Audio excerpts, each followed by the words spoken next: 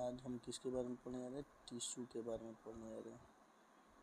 Tissue को हिंदी में हम लोग कहते हैं उत्तक। उत्तक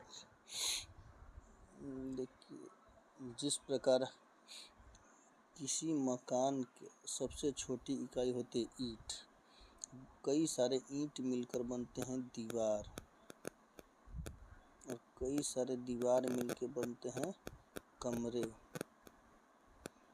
और कई कमरे मिलकर बनते हैं मकान। उसी प्रकार से हमारे बॉडी में भी होता है। शरीर की सबसे छोटी इकाई होती है सेल, यानी कोशिका, जिसको कहते हैं कोशिका, जिसको कहते हैं कोशिका को। उसके बाद होता है कई सारे सेल्स यानी कोशिकाएं मिलकर बनाती हैं टिश्यू। यानी टिश्यू किसे कहेंगे? तो बहुत सारी कोशिकाओं के समूह को उत्तक या टिश्यू कहेंगे। बहुत सारे उत्तक मिलकर क्या बनाएंगे? ऑर्गन बनाएंगे। ऑर्गन यानी एक अंग बनाएंगे, जैसे हाथ, पैर, मुंह, नाक, हृदय, लीवर, और बहुत सारे ऑर्गन मिलकर ऑर्गन सिस्टम बनाते हैं। फिर ऑर्गन सिस्टम के बाद बॉडी बन जाता है। कई सारे ऑर्गन सिस्टम मिलकर बॉडी बनाते हैं, यानी हमारा शरीर बनता है। तो टिश्यू क्या है? तो टिश्यू बहुत सारे कोशिकाओं के समूह को कहते हैं जो एक जैसे होते हैं। एक जैसे कोशिकाएं मिलकर एक जैसे उत्तक का निर्माण करते हैं। अब जिस प्रकार कमरे की हर एक दीवार अलग अलग होती है, उसी प्रकार से हमारे शरीर में भी टिश्यू अलग अलग प्रकार के होते हैं। हर एक टिश्यू का अपना कार्य होता है। जैसे कि हाथ के टिश्यू अलग होते हैं, यानी उत्तक अलग होते हैं। पैर के अलग होते हैं। हृदय के अलग होते हैं। लीवर के अलग होते हैं। तो टिश्यू जो होता है उसका आकार हमारे शरीर के जो भी अंग हैं उनके कार्य पर निर्भर करता है।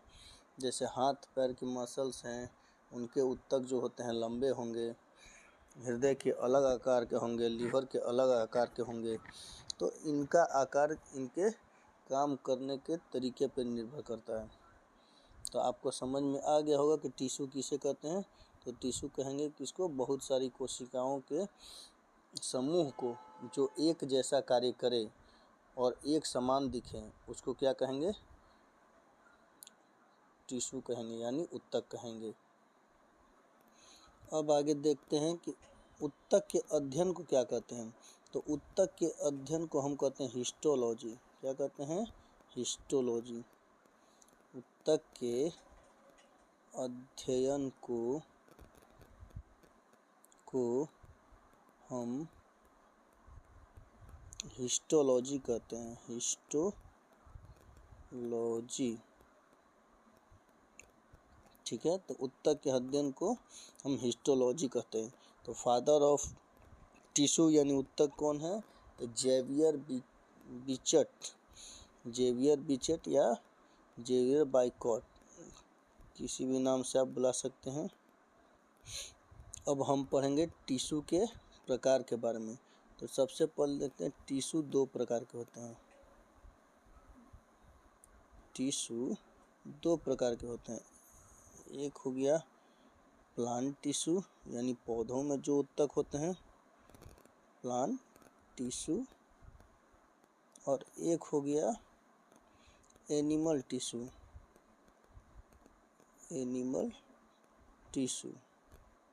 यानी जो जानवरों में उत्तक होते हैं उन्हें एनिमल टिश्यू, और जो प्लांट में होते हैं उनको प्लांट टिश्यू कहते हैं। प्लांट टिश्यू यानी इसको कहेंगे पादप उत्तक। क्या कहेंगे? पादप उत्तक। और एनिमल को कहेंगे जंतु उत्तक। अब पादप उत्तक दो प्रकार के हो गए। एक हो गया मेरिस्टेमेटिक टिश्यू, यानी इसको हिंदी में कहते हैं विभज्योतकी उत्तक। अज्योतकी उत्तक, और दूसरा हो गया परमानेंट टिश्यू, परमानेंट टिश्यू यानी अस्थाई उत्तक, अस्थाई उत्तक। तो पहला टिश्यू दो प्रकार के हो गए, प्लांट टिश्यू, दूसरा हो गया एनिमल टिश्यू। प्लांट टिश्यू दो प्रकार के हो गए, मेरिस्टेमेटिक टिश्यू और परमानेंट टिश्यू। अब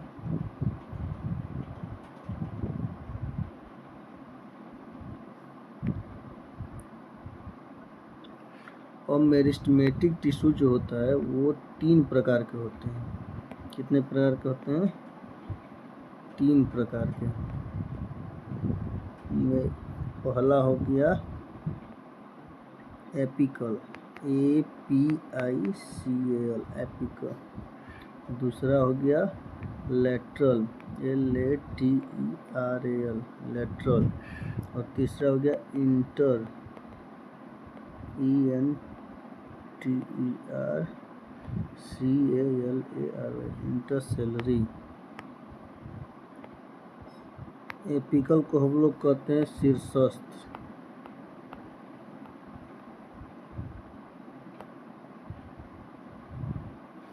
अब एपिकल, लेटरल और इंटरसेलरी। अब इसका ट्रिक होता है माली, MALI। M से हो गया मेरिस्टेमेटिक, A से हो गया एपिकल, L से लेटरल और इंटरसेलरी। अब आते हैं परमानेंट टिश्यू में। किसमें? परमानेंट टिश्यू में। परमानेंट टिश्यू दो प्रकार के हो गए हैं, एक हो गया सिंपल टिश्यू और दूसरा हो गया कॉम्प्लेक्स टिश्यू। कॉम्प्लेक्स टिश्यू यानी सरल और जटिल। तो सरल 3 प्रकार के हो गए। सरल कितने प्रकार के हो गए? 3 प्रकार के। एक हो गया पैरेनकाइमा, स्क्लेरेनकाइमा।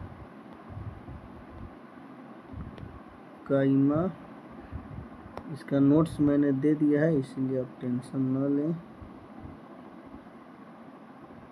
स्क्लेरेनकाइमा,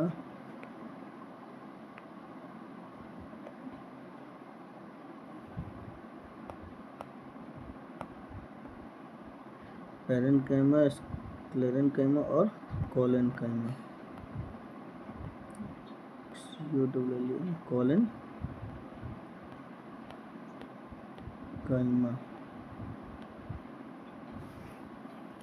तो देखिए परमानेंट टिश्यू दो प्रकार के हैं, सिंपल और कॉम्प्लेक्स। सिंपल टिश्यू 3 प्रकार के हैं, पैरेनकाइमा, स्क्लेरेनकाइमा और कोलेनकाइमा। तो पैरेनकाइमा, इसका ट्रिक क्या है? तो PCS, P से हो गया परमानेंट टिश्यू, उसका हो गया simple, complex tissue, simple tissue. दो प्रकार के हो गए। परमानेंट टिश्यू दो प्रकार के हो गए, कॉम्प्लेक्स एंड सिंपल। अब सिंपल टिश्यू का भी फॉर्मूला ट्रिक क्या हो गया? PCS, पैरेनकाइमा, कोलेनकाइमा, स्क्लेरेनकाइमा, 3 प्रकार के। और कॉम्प्लेक्स टिश्यू में हो गया 2 प्रकार के, xylem and phloem, xylem and phloem. तो ये है टिश्यू के प्रकार। पहला है,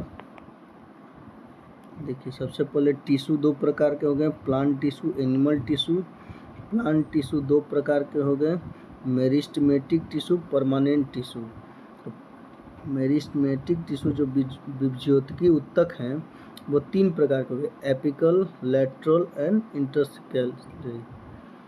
इंटरसेलरी। अब ये है, इसका ट्रिक क्या है? माली, M से हो गया मेरिस्टेमेटिक, A से एपिकल, L से लेटरल और I से हो गया इंटरसेलरी। अब देखिए परमानेंट टिश्यू में आते हैं, अस्थायी उत्तक में 2 प्रकार के हो गए, सिंपल और कॉम्प्लेक्स। सिंपल टिश्यू 2 तीन प्रकार के हो गए, पैरेन्काइमा, स्क्लेरेन्काइमा और कोलेन्काइमा। और कॉम्प्लेक्स टिश्यू हो गया जाइलम एंड फ्लोएम।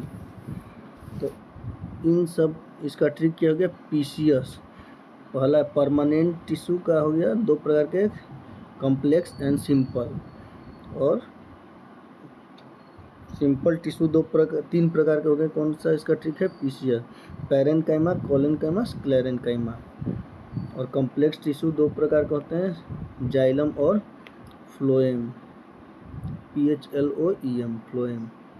ठीक है, इसका मैंने PDF यहाँ पे दे रखा है, आप लोग इसको देखकर अच्छे से समझ सकते हैं।